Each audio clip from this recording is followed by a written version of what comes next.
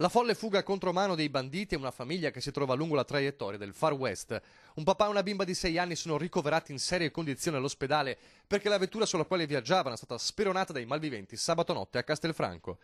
Mancavano pochi minuti alla mezzanotte quando sulla Castellana una pattuglia della radiomobile dei Carabinieri di Castelfranco ha intercettato un Alfa Romeo Giulietta che proveniva da Istrana della diretta Cittadella. L'Alfa era una macchina rubata a Cessalto martedì scorso.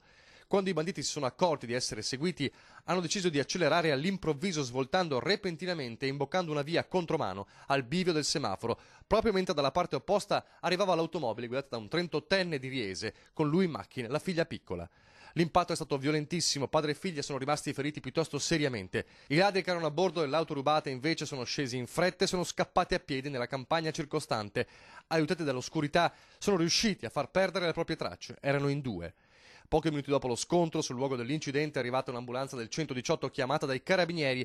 Padre e figlia trasportati d'urgenza all'ospedale di Castelfranco. Nel frattempo è scattata la caccia ai banditi. Sembra che si stessero preparando per dare l'assalto a qualche abitazione della zona.